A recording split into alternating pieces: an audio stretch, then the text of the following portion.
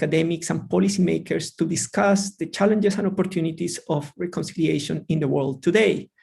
And this partnership between Embrace Dialogue and the Winchester Center for Religion, Reconciliation and Peace seeks to precisely bring an organization from the South who's got the headquarters in Bogota and London with an academic institution like the center here in England to try to open the scope of this dialogue with people who have been interested on these topics. Embrace Dialogue, for those of you who do not know the organization, it's an organization that was set up in 2012, has been working for the last 8 years on issues related with the peace building in Colombia. And it's got different teams working on transitional justice, the reincorporation of the former FARC guerrilla force, the conflict with the ELN and possible negotiations in the future. And it's got a team of academics trying to bridge the gap between academics and practitioners. And these dialogue series are precisely part of that team too, and the partnership with the center.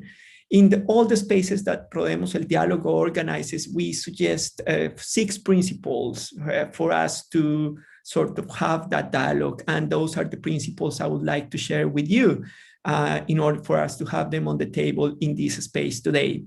So the first principle, and in particular because of the topic that we are going to discuss today, is solidarity. So we ask you to think about how in this space we can put ourselves in the shoes of other people and understand the complexities of reconciliation.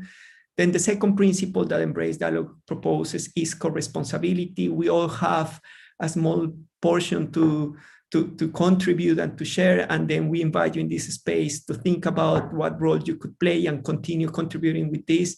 The third principle is generosity. We think that this is a space of an hour and a half in which we can give the best of ourselves and bring our ideas and brainstorm together about these issues. The fourth principle is self-criticism. We believe that this is a space in which we can reassess our assumptions, our prejudices, and have a better, bigger, more complex picture of the reality. The fifth principle is honesty. We expect that this is a safe space in which we can share what we feel and what we think. And the final principle is respect. And we don't expect that everyone has to think the same way, but actually we want to hear different opinions and respect those opinions to do this dialogue together. Now, with those 6 principles in mind, and then want to just introduce to you our speaker today, because it's a real privilege to have her here. So Bertha Fries is a national symbol of reconciliation in Colombia. Bertha Fries forgave the former FARC perpetrators who did harm when they put a bomb in the Club El Nogal in 2003, of which she was victim. This, for those of you who do not know, the Club El Nogal in Bogota, at least in Colombia, is considered a bit like the 9/11 of Colombia, one of the social clubs more important in Colombia that was bombed by the FARC back then, and many people died. Since the 2016 peace agreement, Bertha has dedicated herself to conducting what she calls transformative encounters. And this is what we are going to hear today in her presentation. These transformative encounters have taken place between former commanders of the FARC and the CEOs of large companies. She has done these encounters with indigenous people, members of the military forces, either members who were kidnapped or who were injured by different improvised explosive devices. She has done this also with the mothers of soldiers killed in combat with the FARC. She has done this between the very victims of the Club El Nogal and the FARC perpetrators. She's done this with women of sexual violence of the paramilitary groups in Colombia and also of the FARC. So it's a large scope of these transformative encounters that Bertha has done. And in order to do this sort of work, she has received the support of international organizations such as the Diaconia, the Swedish Embassy, the ICTJ, the Swedish Church, the Norwegian Ministry of Foreign Affairs, and USAID. For example, she has received many invitations to talk about these issues in different parts of the world, but perhaps in particular, I would like to highlight that Bertha Lucia Fries was in the Nobel Peace Center when President Juan Manuel Santos was invested for the Nobel Peace Prize, and she was sharing her experience of how it is possible to achieve forgiveness and reconciliation through her experience. At the moment, Bertha Lucia is also using all her work to support the work of the Colombian Truth Commission and the Special Jurisdiction for Peace. So as you can see, we have a fantastic speaker here today. What we have agreed with Bertha Lucia for this occasion is that she is going to give us a presentation of about 20 minutes. She's going to share with us some of the most important concepts that she has been developing and her experience with some of these people. And then after that, we are gonna open a space for a short dialogue. I may ask her 1 or 2 questions, and then we open up the floor for all of you to ask comments or to bring your ideas, to elaborate further. Remember, this space of dialogue is not to necessarily contest each other's ideas or have refined concepts that we want to share, but it's an opportunity to think together about these issues. So we are not expected, to have from all of you very elaborated ideas. Even though if you have them, please, you're very welcome to share them. What we want to do is to brainstorm together, to think together about this very challenging issue. And Bertha Lucia is here to help us do this and to learn from her. So Bertha, thank you so much. And over to you. Thank you, Andre. And you talk about myself and you explain what I am doing. So I think that we're done. Oh, thank you. Okay, I am going to share some ideas. Do you see the presentation? Yes, we can. Okay. Sorry, what happened? Bertha, while you do this, just to let to the people who are here to know the following, and we don't expect you to write questions on the Zoom chat. We really want you to try to keep your questions for the Q&A session or for the moment in which we open the public dialogue, and we will really invite you to ask the questions or to make the comments, turning your camera on and speaking to Bertha, because this is a dialogue and we really want to embrace the spirit of this dialogue together, okay? So Bertha, over to you. Okay, thank you. Thank you for Andre for the invitation. And right now I was my own lab. I am a business consultant in a process of transformation, and I have been working in these transformative encounters between victims and victimizers for the past almost 10 years with victims only, victims alone, and 5 years between victims and victimizers. This was the urban terrorist attack that Andre mentioned. And it's important, you'd say about that this was like the equivalent of 9/11. 36 people dead, 200 wounded. This was the urban terrorist attack was against the club plus the capital, Bogota. It was like the guerrillas saying, we are here and we are taking over Bogota. Here are some pictures of this dramatic situation. I was here inside. What happened to me? It's important that you have a little context about my situation. My spine was broken in this level. I was diagnosed as a quadriplegic.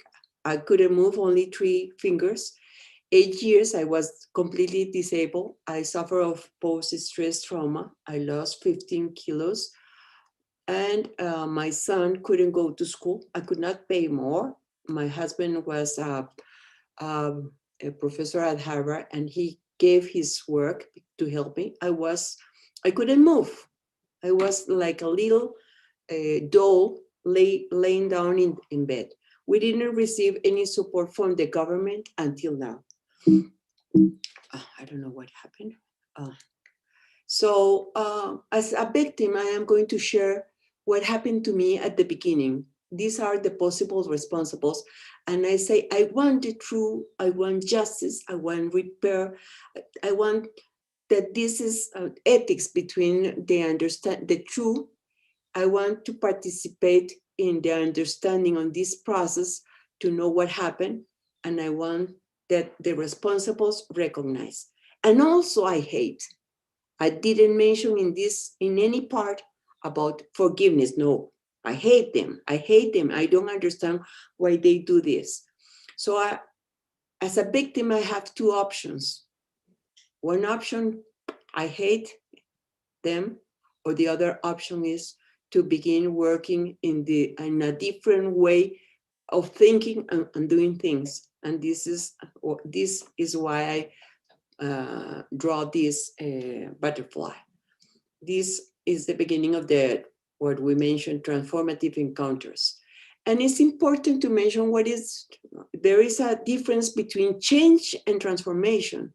Change is to improve something that exists.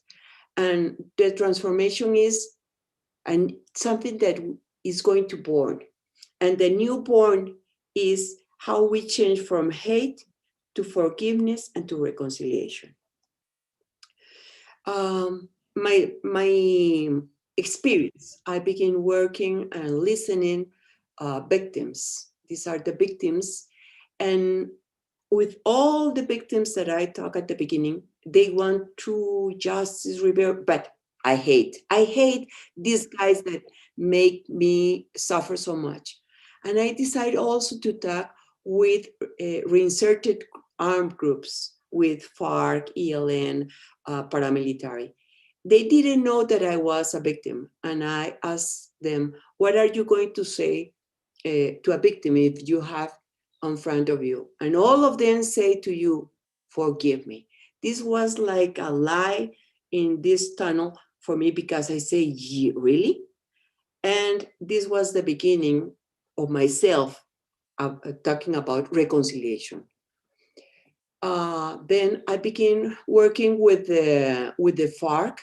These were my victimizers. These were the guys that put the car bomb in the club. And I began working with them.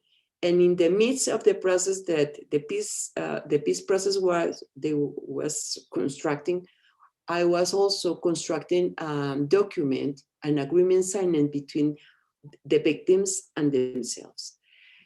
So for me, it was new. And then I decided to put together the victims of the Nogal and the FARC. And it was incredible because, yes, of course, I prepare the victims, I prepare the FARC, I work as a consultant in some way with all the techniques that I have learned. And then in the midst of the process, we create something that is called reconciliation with values. Which are the values that we are going to work with to continue our process of reconciliation? What is important in this moment was the first time that they tell the truth about what happened with the car bomb. During 13 years, they say, we were not the guys that put the car bomb.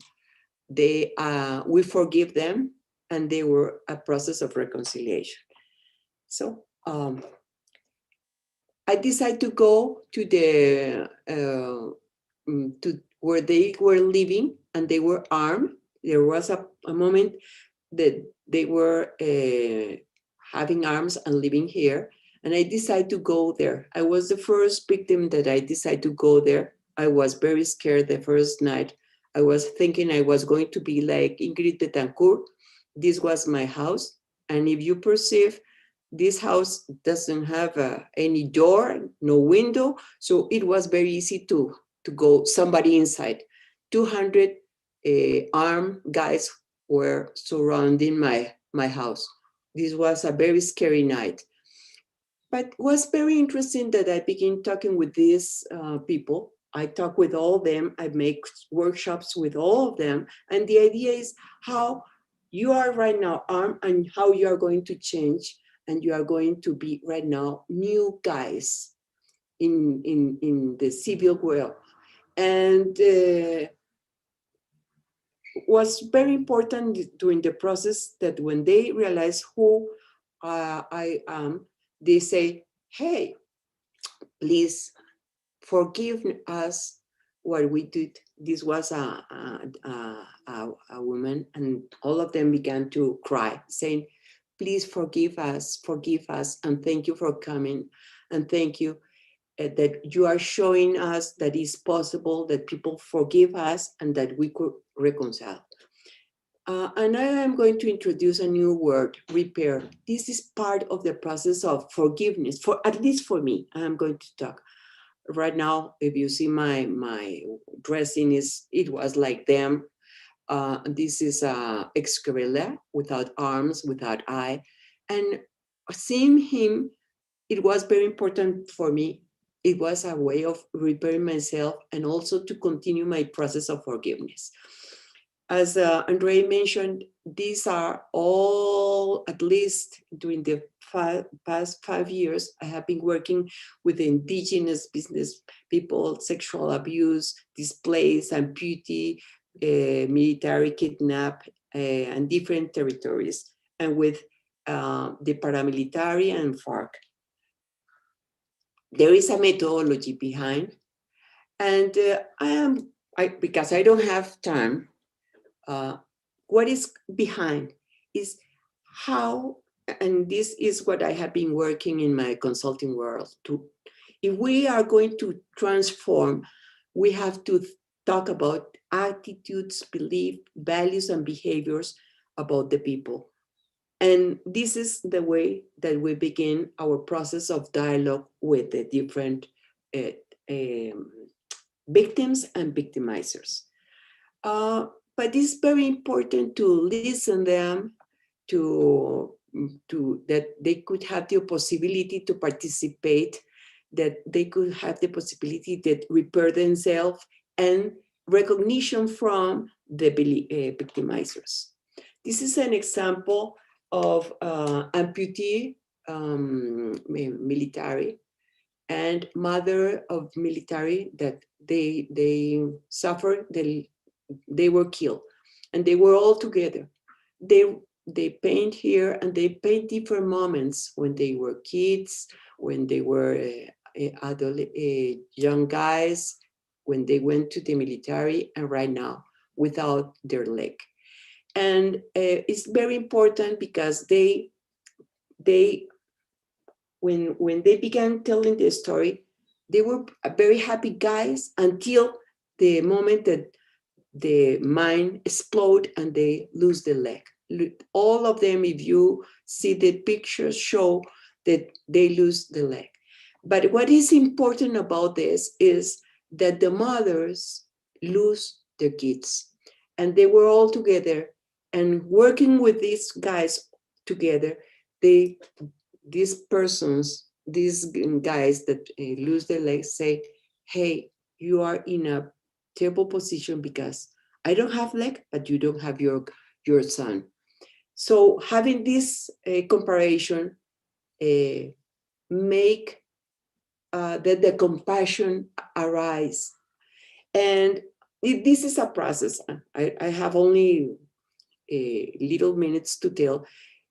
This is a process where the people have the possibility to listen, to repair themselves, to participate all between them, and to talk about their situations.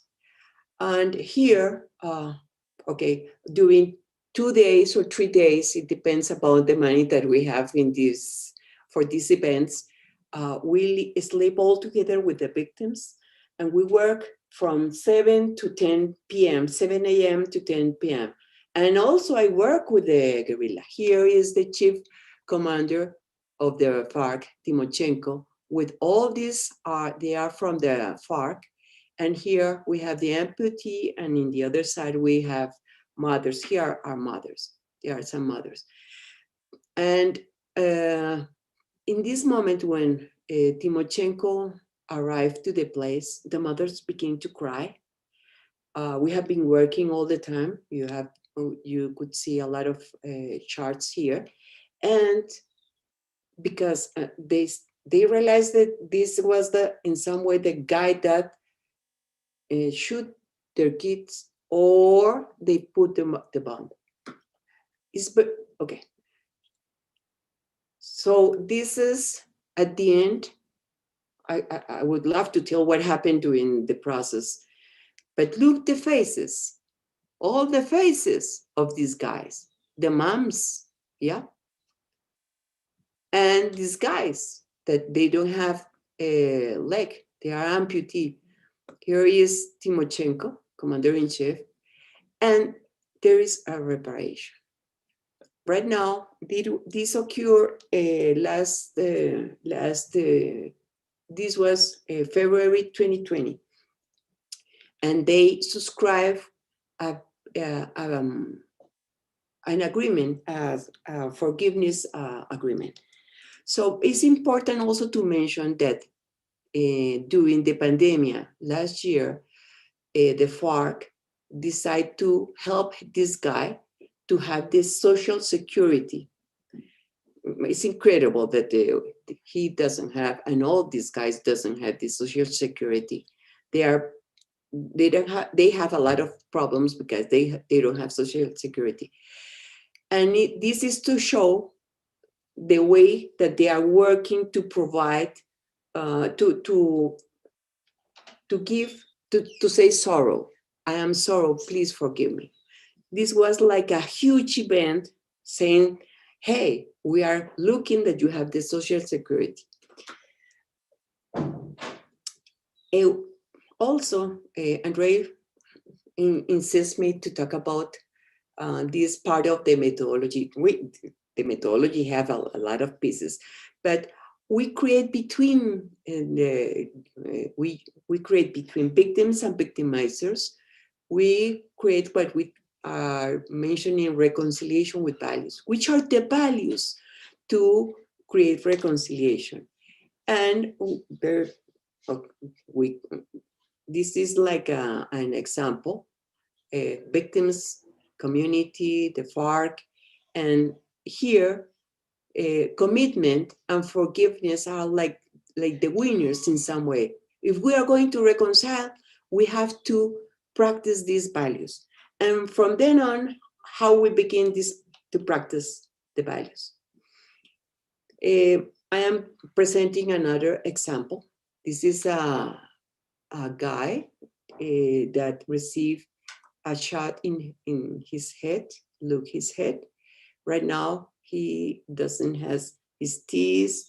He doesn't have an eye.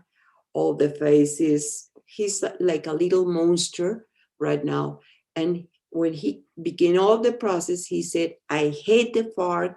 I am going to kill him or the FARC. And he was, of course, we have to understand the circumstances. We were like 2 days from today to 2 more days, we were going to have the meeting with the FARC. And he was very tough. And I have to work with him very hard during 2 days, doing a lot of coaching.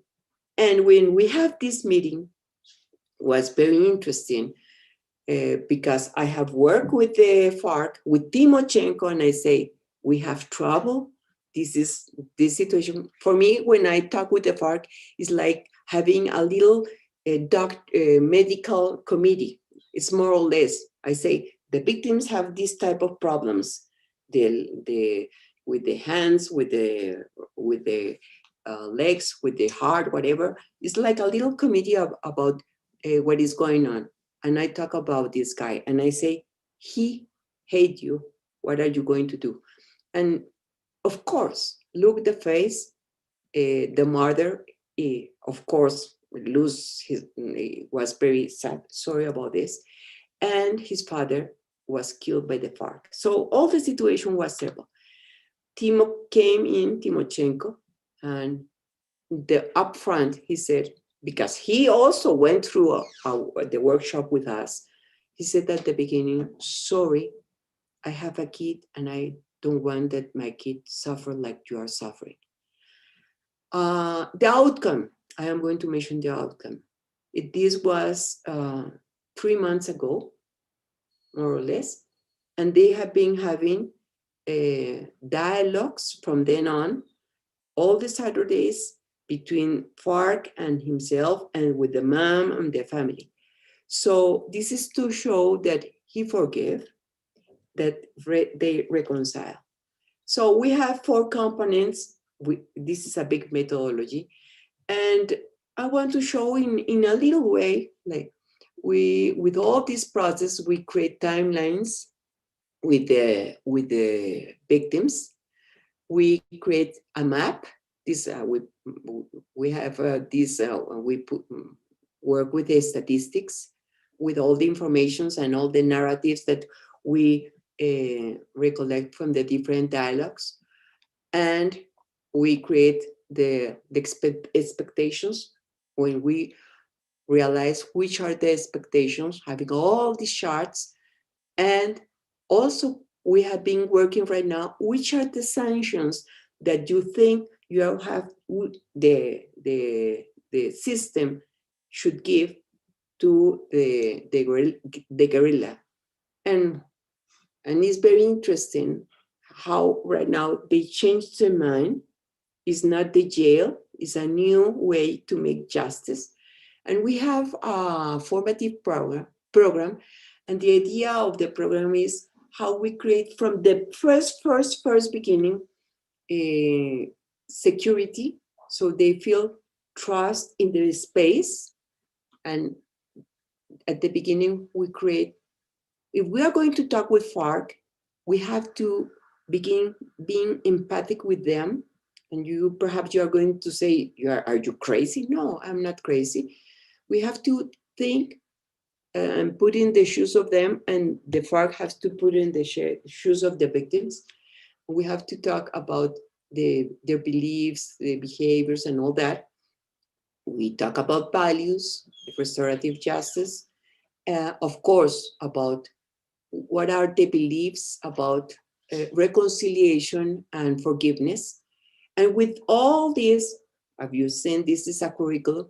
Then we have at the end the outcome that is most of the groups, at least until now, they forgive and they reconcile when they are with the FARC or the paramilitary. Of course, we construct the values with them. We have to work the last year and this year using the WhatsApp because and the Zoom, because we could not be. We have to protect ourselves from the COVID. So this is like having this like my end. You could see right now that we create a map of reconciliation with values of all of the country. This is a little example, and the idea is not to have a map. Is how we are going to. We have a route of reconciliation with values. See, and we have an instrument that measures the values. We design the value map for reconciliation, and the idea is how we are going to live the values that we declare. This is more of the same, but it's to show that we have to go through the behaviors and look for the gaps. This is what the value with the instrument that we have to measure values we have at the end. And our conclusion is that I forgive is a personal process, and we reconcile is an interpersonal process. This was the 2020. I brought this to the HEP. HEP is, could you translate the Justice? Special Jurisdiction for Peace, the Peace Tribunal of Colombia. Thank you. And for me, at the end, I decide the idea is that I was going to bring only my inform about what happened with the Nogal, and the help was going to receive it. And I decided to invite the FARC. This guy is from the FARC. This is from the paramilitary in here. Timochenko is very short guy, so he's behind Timo. And I decide that we give all together this. We join our hands and we give us this hug. For me, it's very important, the importance of the symbols. This was not this was in the moment that I decided to do this. So I think that I am done with the transformative encounter and what happened. I don't know if I have more time. Thank you. Thank you, Bertha. It's really fantastic and impressive. And I think the presentation helps a great deal for us to understand this. So I really want to ask people that if they want to start thinking about questions or something that they would like to sort of comments that they want to kick off, please, could you write on the chat so that I can see your name, or could you just please put your hand up and I'll give you the chance to talk. In the meantime, while you do that, I would like to ask a question back to Bertha, because I think her experience is very, very powerful, and makes me think about you are the person running these workshops. You are the messenger. You are the messenger of a very powerful opportunity of forgiveness and reconciliation. And could someone who was not victim of the FARC do something like the thing that you are doing? Or is that a case that you embody the forgiveness that the people are working with? Is that embodiment of that what actually somehow also inspires the people to take and walk the same path? How important is that, Bertha, in these transformative encounters? Thank you. I think that is part of the ingredient, because if they know my history, I have in front the victims, and they say, hey, I understand you. I know what are you feeling. I know that you hate these guys. I was in that page. I hate the guerrilla during 8 years. I hate them. I could not move. And they say, oh, if she could forgive, and if she have had the opportunity to be working with the FARC and with the paramilitary and sitting with them, designing with them the workshops, it must be something very that is important, perhaps. It's part of the process. I think that is part of the ingredient. But not only, because people have a lot of beliefs, and some of the beliefs could be, I am with some party that think I am not with the peace agreement, and I am not, therefore, if the big chief of that party say that, then I am in that party. I am going to continue talking about that. But when we talk about, hey, don't talk me about your political boss. Talk me about yourself. Do you think that is convenient, that you don't forgive? What do you feel with hate? I feel my head is a headache, stomach. I have difficulties with my relations. And we have a list of all what the feelings when they hate. And when they don't hate, what is the difference? These help. So it's not the ingredient. Going back to your question. Thanks, Bertha. Then a second question, and then I've seen that people have started to put their names in the chat. And it has to do with something that we were discussing with Roddy Brett precisely in the first dialogue that we did on reconciliation when we were talking about the case of Guatemala and the case of Colombia, and it's the challenges of scaling up. You know, you have done this incredible effort with some groups of Colombians, you know, victims, perpetrators.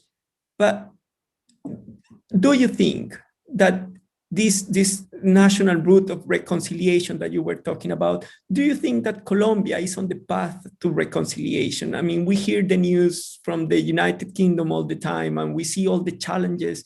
So how difficult it is to move from these encounters that you have, some of them on the ground, to have national reconciliation? It is possible? Do you think that that could be done? And if so, how? Yeah, it's possible. The more that I am in this process and working with different type of victims and victimizers, because they are very different, the paramilitary and the guerrilla, in the way of thinking and the way they approach the process of forgiveness and reconciliation. So yes, going back. First of all, I am right now with my team, we are working in the way how we could escalate this. Right now, we are working with little groups, but we have right now the contents, the process, the methodology. What we are right now looking, and I don't want to talk much more about this because it's like my next step is how we make this in a massive and how we could scale this. In the other hand, I must say that the peace agreement, all these books about the peace agreement that we have, inside we don't have any chapter, no line that talk about how we create this process of encounters. The human part, they talk about the politics, they talk the different institutions that we have to create, the commission, the truth commission, the jurisdictional, I could not say that word. Jurisdiction for peace. Oh, thank you. So, but there isn't any reading. And I think that also what is important is that at least for us, each was a little much more easy because we have been working for the past 30 years in process of change, transformation of change. Therefore, I think that yes, definitely we could do it. This is going to take time. I think at least one generation, at least, to make the evolution. Thank you, Bertha. I know that Gwen had asked the possibility to talk to you and to say hello. So I'm gonna hand over to her. Hola, Berta. So nice to see you. Thank you so much for coming here and sharing your story with us. It's really inspiring to hear about the work that you've been doing. I mean, it's very impressive. I have two questions. I had three, but Andre asked one of them already.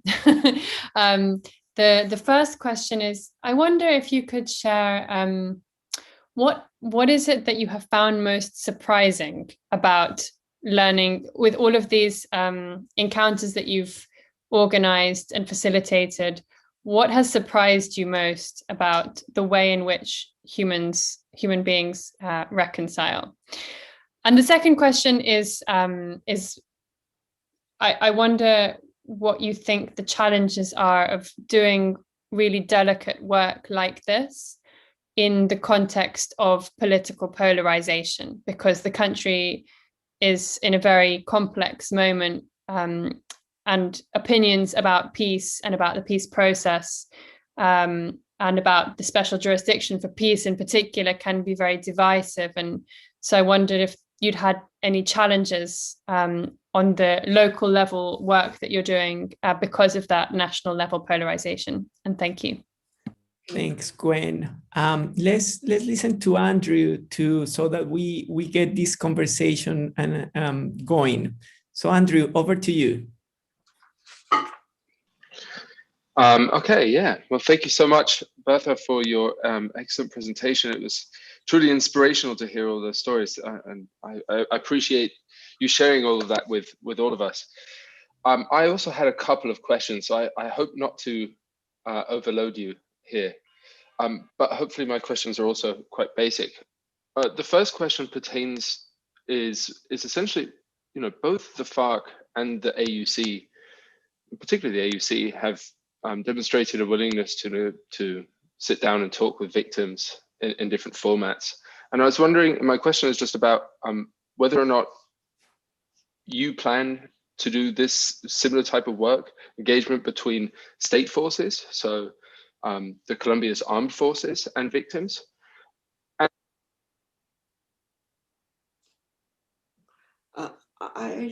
think, sorry, I don't was that just that question, Andrew? So, yeah, go ahead, please. I don't get the question, Andrew. I think something happened to his question was whether you are planning to do similar encounters between victims of the state and the military. So, you've done between the FARC and the military, the FARC and their victims. Now the question is whether between the state and their victims. Okay. Sorry. And Andrew, could I ask you before you end that all of you guys can introduce yourselves so that Bertha Fries know who she's talking to. So probably towards the end, it'd be lovely if you could do that. Thank you. Yes, apologies for two things. My phone is also connected to these headphones and someone phoned me just as I was asking those questions. So apologies for that.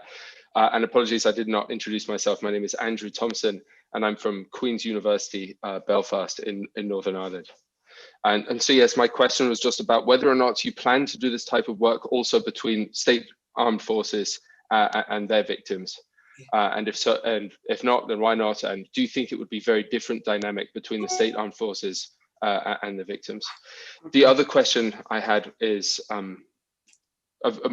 very simple one about if you've done any sort of collaborative work or comparative work outside of Colombia. Have you engaged with other people who are doing similar work to yourself in other contexts, perhaps, for example, such as here in Northern Ireland and in other places?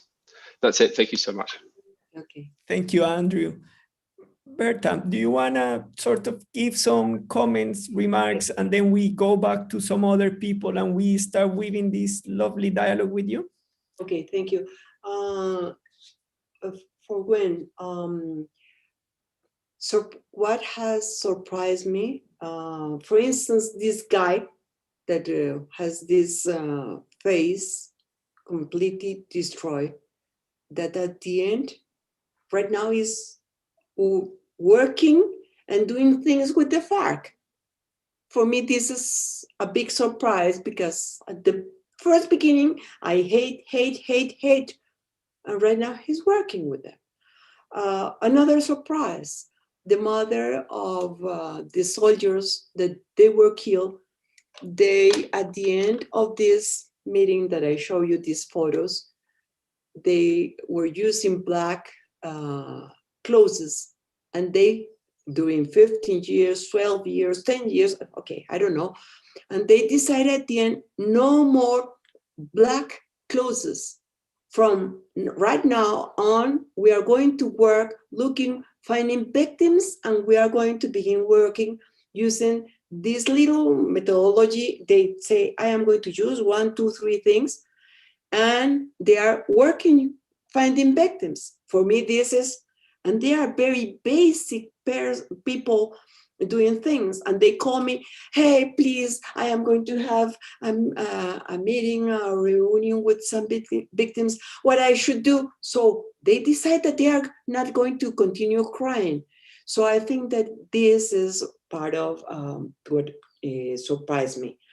The other question in relation, we are in the midst of this electoral process. My conclusion is, and the more that I talk in different places, I say reconciliation must not be a tool used by the politicians. Like, no, reconciliation is a human state of being. So do not use it as a, as a political way to capture people. In relation to what Andrew said about, if I am thinking to work with the Colombian forces and victims, this is a very, very, very important question. I think, yes, and right now I am in the midst of talking with some of them, but I am going to say this. They want to be in a low profile, very quiet, because there is a lot of things going on inside the militaries, and they are divided. There are some that they say, yes, we are responsible also about what happened, but we are not going to assume, and others said, yes, we need to assume. So it's very difficult. And in relation with talking in international, no. The answer is no and yes. I talk with different people that they are overseas. I was going to go last year in the beginning of the pandemic to 6 countries that I was invited in Europe to begin a process. Sorry, we are in pandemic and this was stopped. Just to clarify, Bertha, these 6 countries, what you were gonna do was to do work with Colombians in exile, or to learn with other people who have done, and to do a sharing experience with people who have done similar work than yours in other countries? Both. Colombians, and the idea behind was how we could give some tools to the Colombians. First of all, Colombians outside, they are like the microcosmos of what is happening right now inside. A lot of differences, and they don't talk because you are from one side and the other, and all that is reproduced outside. That was one part. And the other part was in some universities, they want to hear, and the idea is that how the Colombians learn and like have a trainer of trainers, so they could work in different places that have some of this conflict, armed conflict over the world. That was the idea. Thank you, Bertha. Thank you for clarifying that. Okay, let's go to the next round of questions. And please, if other people have thoughts or comments, ideas that just want to share, please drop your name, write your name down in the chat. After we do these 2 questions, we will go back to Bertha and then continue taking advantage of this space of dialogue. So first, Juana, over to you. Thank you. Hi everyone, and hi Berta. My name is Juana Rojas Mayol. I'm a student of philosophy and psychology in La Sabana. And first, well, I wanted to thank you not only for sharing your story, but seriously for the work you've done. As Gwen said, I truly believe it's inspiring. And I wanted to ask you about kind of the representation you had of the guerrillas after the accident. So you said you hated them, and that's the feeling. And I would like to know about the thoughts you had of them. I feel like I need to justify why I am asking this, and it is just because on my philosophy thesis, I'm trying to understand this representation thing. And the other thing I wanted to ask is, what's the biggest challenge that you have found that in your experience doesn't allow victims to get to a forgiveness or reconciliation? Thank you very much. Thank you, Juana. Amazing. Dear Roddy, over to you. Hi, Andre. Berta, thank you very much. Really inspiring. How lovely to hear you again. I wanted to ask you, because I know you only had 20 minutes and Andre is very mean and makes you sort of only speak for 20 minutes. I wanted to ask you if you might be able to just tell us a bit more about some of the textured details from the processes that you were leading, and in two respects. First of all, in terms of what were the challenges at interpersonal level that you felt, maybe both for reconciliation and also for forgiveness. So that would be kind of one of the areas. How did you encounter these challenges? Which were the ways to move forwards away from them? And perhaps ask you to talk a bit more about how you see the similarities or the differences between the interpersonal level and the wider societal level. So in other words, are the challenges very different when it comes to interpersonal reconciliation, or of course forgiveness, to those challenges of trying to move Colombia forward? The question that Andre asked you, I realize. I come from a Central America, but also a Colombia background. And it's really interesting to think about what the more kind of macro level challenges are to try and bring a country towards reconciliation, if at all possible, after mass atrocities. Sorry, I'm Roddy Brett. I'm at the University of Bristol. Good, Roddy. Thank you. That's great. So Bertha, do you wanna sort of share a bit, and then we go to the next round of questions that I have already 2 people in the pipeline? Okay, I want to understand Juana's question.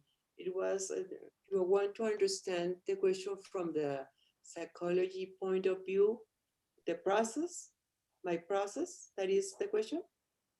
Well, yeah, your process, but the question is, what did you thought about guerrillas when this happened? Like, kind of the representation you had in your mind of what they are.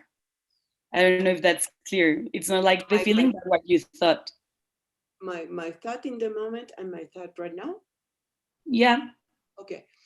When this happened, and I have to say, one of my degrees is political science. So I really understand the conflict, and I understand that this guerrilla decide to go because they decide to go and use the arms as the way to change the economics. Put it in a simple way. So, but I hate them, and I hate them in the first beginning, and also I hate them because I say this was not the way to do things. I hate the way they do violence. They make people displaced from one place to another. They kill people. They kidnap. And so I say this could not be used from a group that says and define themselves that they are trying to change this environment, our country in a different way, first of all. But when I began talking with them, with very basic people, and when I stay in their places in las zonas veredales for a long term with them, I have to talk with them every day, take breakfast, lunch, dinner, talk with them, work with them. I realized a different Colombia that I didn't realize, that is not in the books. And I say, yes, I understand why you decide to come into the guerrilla. So this was very important. Very, very nice people. Very nice people. And I could say I humanize them. And this is part of the process that I have been working with victims and victimizers, how we see in our eyes, and we see the other guy as a human being. And this is a very important thing. This is not only the guy that has an arm. So I think that this is very important. And going to Roddy, my challenge, my personal, I have to say that I hate this group. I hate them a lot. And when I went to La Habana, they invite me when the in some moment when the plebiscito, how do you say plebiscito? Referendum. Thank you. Referendum. They invite me so I could help them to make some changes to the new peace agreement. When they invite me, I didn't know them. Yes, of course, I know them in the newspaper. I say, okay, I'm going to go, but one condition I'm going to put. You are going to say me what happened in the Nogal. You are going to work with me a process of forgiveness and reconciliation, and you are going to work with me the values, with the reconciliation for values. And they say, okay, that was a condition to go to the Havana and work in this process. When I meet with them, it was very interesting. I decide to be my own love, and I say I could not show hate to them, but that time I don't hate them. And I have to, I taught in the organizations how to create healthy relations. And I say, hey, I have to show that in this process with the guerrilla. And I talked 7 hours with Ivan Marquez. He's right now a dissident of the guerrilla. 7 hours. We talk about the human, the coffee, the flower, love. And when I say to people, are you kidding? Yes, I talk about human things. And this helped me to go to the other aspect. So I have to say that when I went there, I was in my process of forgiveness, but when I talk with him, I say, hey, this is reconciliation, because reconciliation, going back, I have to study about forgiveness and reconciliation. And I have learned that, at least it's 2 people, I say we could reconcile. And from then on, I came to Colombia with his phone number, and I feel like an illegal. Hi, I have his phone number. We at that time, the peace agreement, we didn't sign the peace agreement by that time. So I feel what I'm doing is terrible, because he's calling me in my cellular. So I said, okay. And this was a process for me. And then the lawyer, Enrique Santiago, came 15 days later to visit myself. Who is this strange woman that is talking with the FARC and talking about reconciliation? It's a very strange person. So I have to talk with this guy. And I say, hey, I'm talking with this guy. So I was in, and later on, I went to the house of this the FARC people that they invite me, and I decided to go. And so, but that time we didn't have the agreement signed. So I say, I am an illegal person doing things that I must not do. So I have like mixed feelings, but I say I'm not doing anything wrong. And I talk with the United Nations. I talk and I explain all my situation and what I was doing. And they say, okay, go ahead. So I have like the blessing of them. I don't know if I answered to you, Roddy. I think, Bertha, I'm going to leave you with the second question that Brody asked you, in case you want to think about that. And we're going to go to the other round. That is, you have shared with us the interpersonal experience, something that you have lived in your body. And the other question that Brody asked you that I think is a very interesting one is this one of how different is that from society reconciling? So how can we go from the personal reconciliation to the national reconciliation, to the community reconciliation, to the level that is intergroup reconciliation and not between individuals? You know, I think that question, let's leave it there on the table so that probably you can think a bit more about it. And let's move to the other people who have told me that want to ask you a question. So as far as I understand, Simon Keys from the Center of Religion, Reconciliation and Peace wants to say hi and comment to ask your question. Simon, over to you. Thank you so much. Bertha, that was just amazing. I found myself really inspired and moved by it. And I've had a little experience myself of trying to create these transformative encounters, and I know how difficult it is. So I'm hugely admiring of what you've managed to achieve. I think it takes a lot of courage. I think it also takes great moral clarity to find your way through this kind of maze of emotions and hatred. And so the fact you've managed to do this, I think, is just really remarkable. So one lesson for Colombia is it needs many more people like Bertha Fries, I think, doing this kind of work. And there are other people around the world. I mean, another person I really, really admire, who I'd love to introduce you to, and maybe we can set up a dialogue, is Michael Lapsley in South Africa, who's done some amazing transformative work and the healing of memories and so forth. So perhaps we could invite you to a conversation with him. I think I'd love to listen in on your conversation. So just a few thoughts on this. One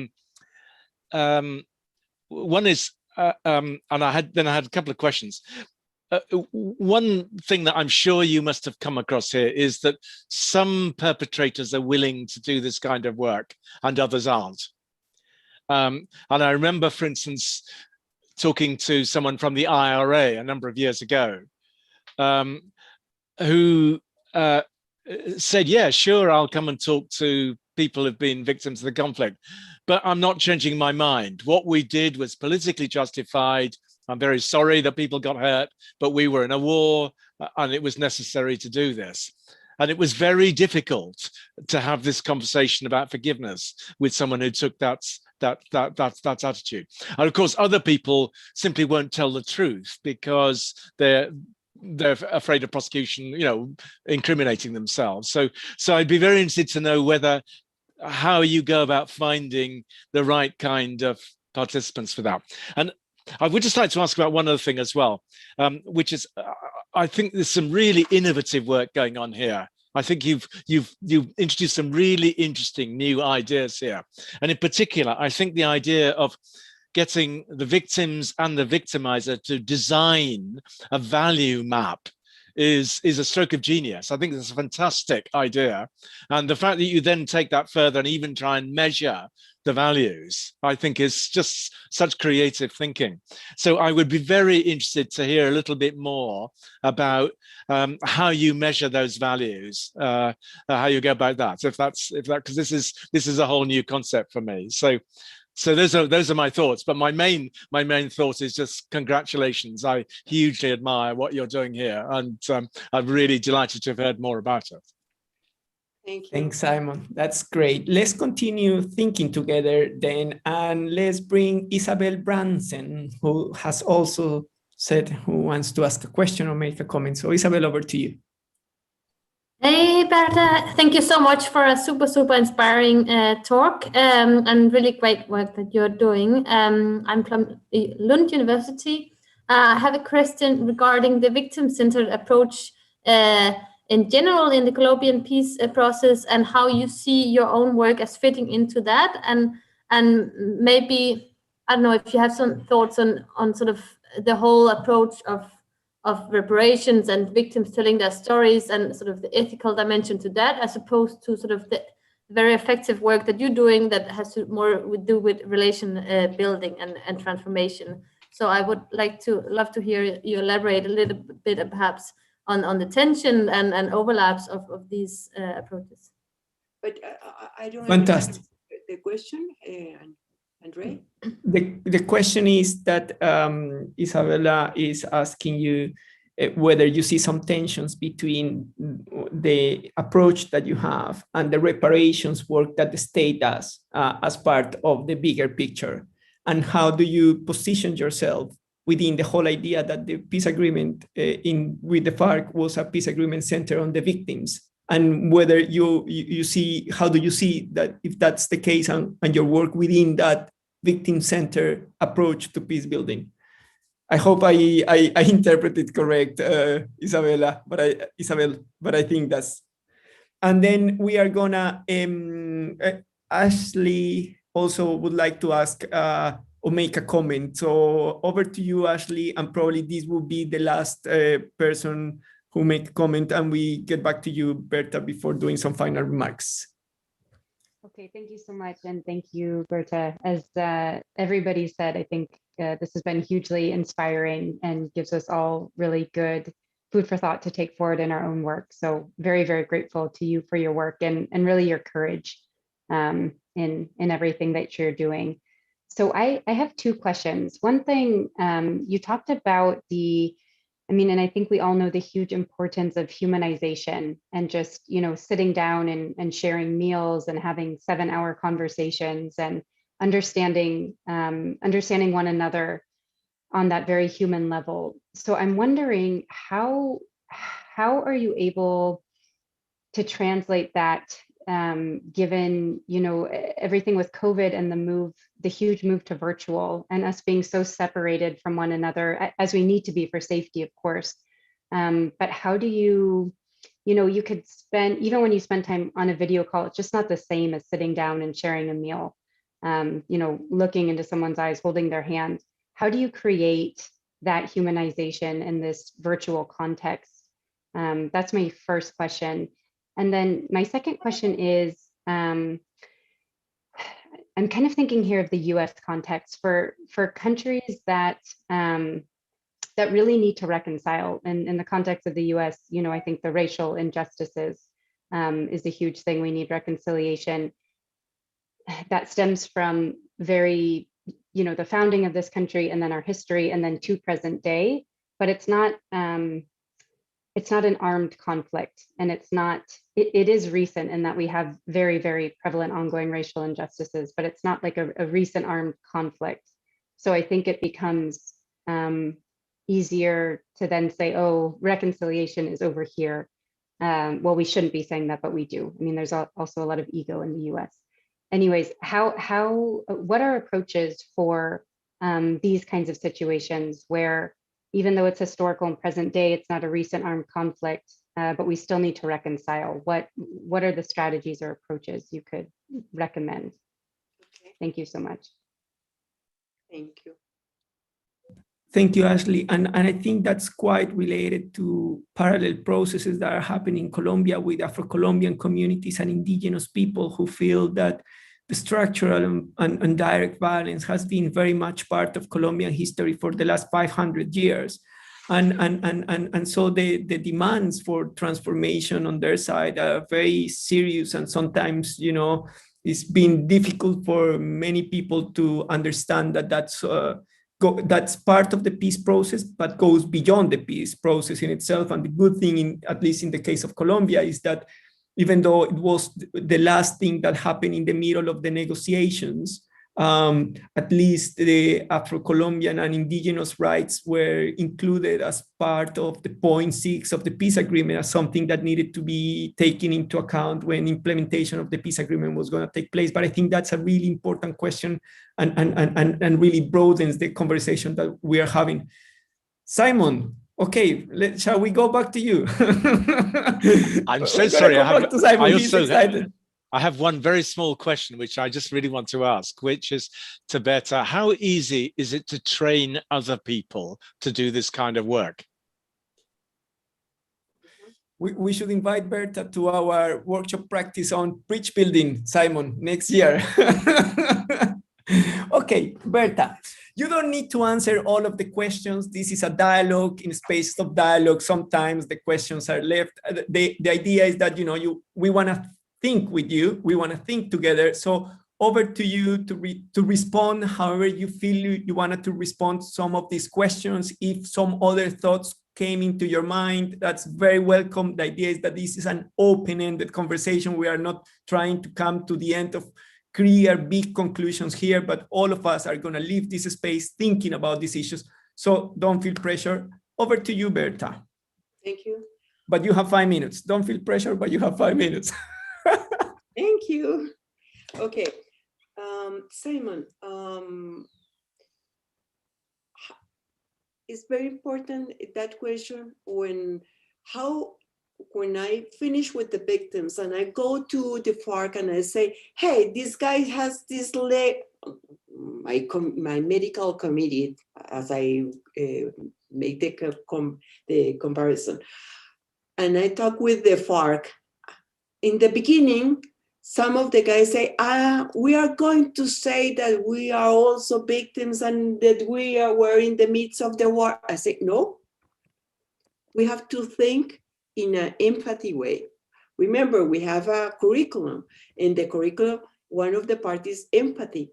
Do you think how they are going to feel when you say that to the victim? So the way is to reframe the question and say, hey, please think, what do you think they are going to think?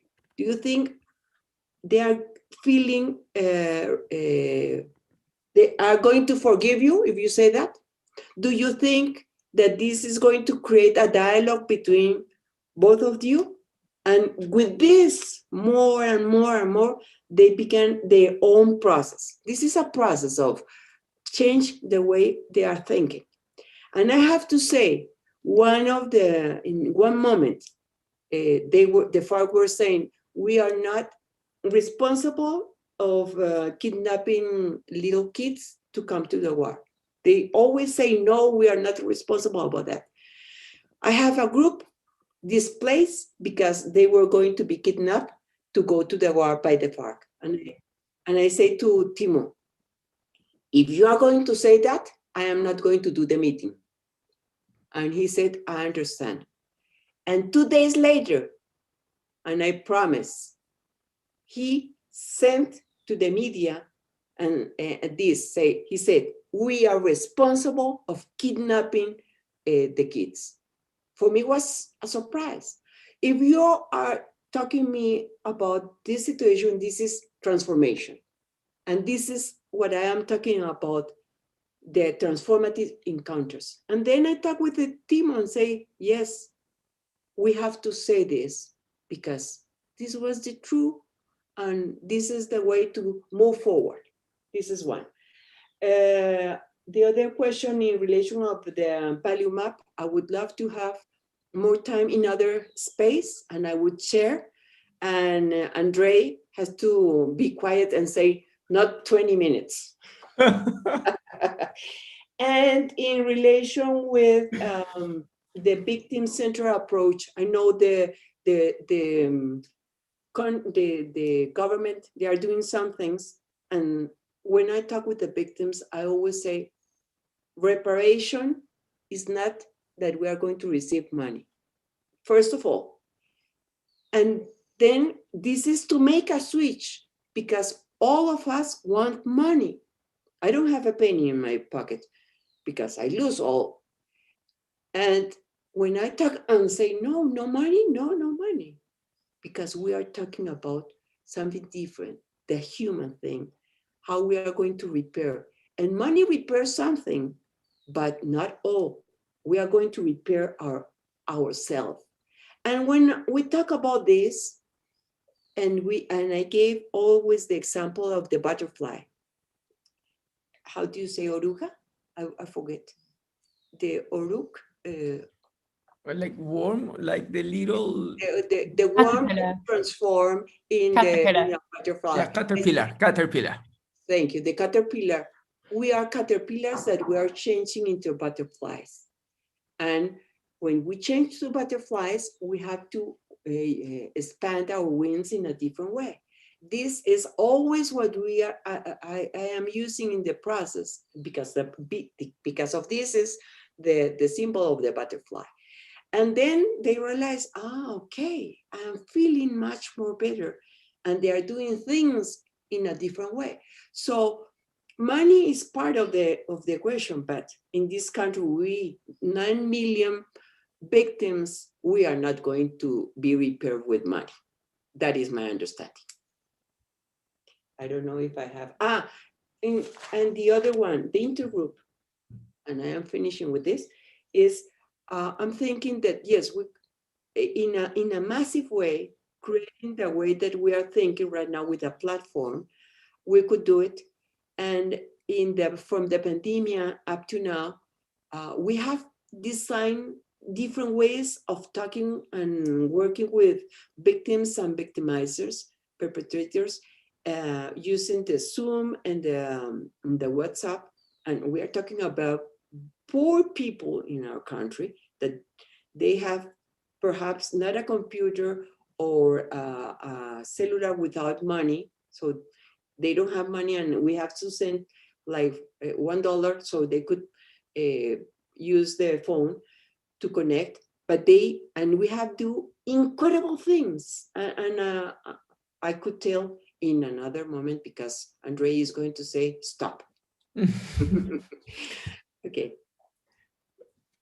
Yeah, no, I think, well, this has been a fantastic dialogue and a fantastic opportunity to move in this attempt to create spaces for us to reflect on this. I mean, we, as I said at the beginning, the first critical dialogue on reconciliation, we had Brody Brett talking about the concept of failed reconciliation, and we look at it more from a theoretical perspective with his experience, practical experience on Colombia and Guatemala. And today what we have seen is a particular case of transformative encounters for reconciliation.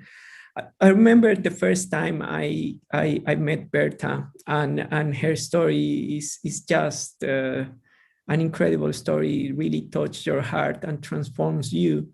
And I think listening to you today, Bertha, really, I really mean it when I said that you are a symbol of reconciliation in Colombia, and those symbols are very important in a nation so broken like Colombia, where you have also other symbols who do the opposite, who have the country polarized, who are against forgiveness, who are against reconciliation, who are, nurturing the divisions within society.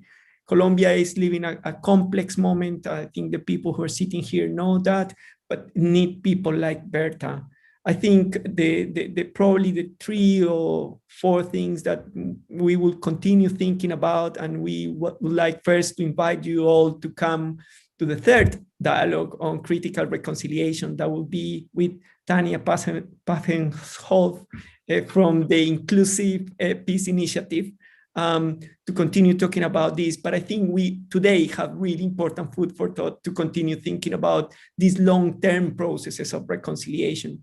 So the first thing is, Bertha has mentioned this idea of how to create values, together between victims and perpetrators. I think Simon mentioned that, and that's an absolutely fundamental aspect of reconciliation at the interpersonal level. Now, the question would be how to transform those values into something that embraces broader sectors of society. That would be this is such a humongous challenge, but really important. And as we can see, Bertha is thinking to work about that.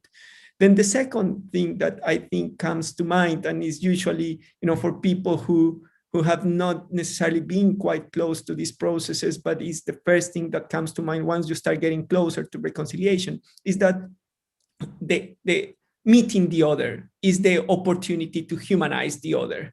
And for that reason, these transformative encounters are all about meeting the human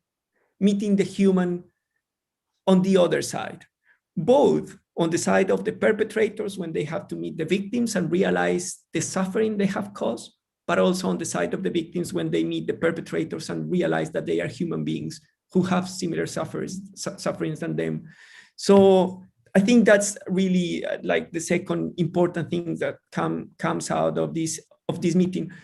The third element that I really don't want to pick up on this, because it was the first question that I asked to Bertha, and it's something that I keep thinking about. And I remember discussing things like this with Gwen when Gwen was doing her work with the Office of the High Commissioner for Peace, and she has mentioned it many times. And is that the messenger is as important as the message. And one thing is to work on reconciliation, and another thing is to embody reconciliation. And I think in this case, there is something absolutely powerful that people who have been victims and learn and discover in forgiveness and reconciliation a way forward that they can do. And I think that is something that, we probably, the people like academics or policymakers who not necessarily have had that experience, what we can do is thinking about how to surround that sort of work, how to build partnerships with these sort of people in order to make that work much more solid, in order to give it more energy, to boost it. I think finally, the last comment that I think I would like to make, and I think is related to one of the questions that was asked by Andrew, is that, of course, that's the reason why we think these spaces are so important, and is that the experiences of Bertha are experiences that need to be known by other people outside Colombia. And it's important to generate these spaces of encounters between reconcilers. So not only the spaces that Bertha is doing to do transformative encounters between victims and perpetrators, but we need to do encounters between reconcilers, because out of those exchanges, I'm pretty sure that there are lots of methodological innovations that could be done. And this is a way in which global NGOs working in these sort of things, like the international community and even governments, could have different sort of tools, because sometimes it seems that we are lacking imagination on how to see reconciliation through different lenses. And that's the reason why it has failed in so many places. And that's the reason why the discussion that we had the first time was so important. That it was like, are we doomed? Are we condemned to have failed reconciliations all the time?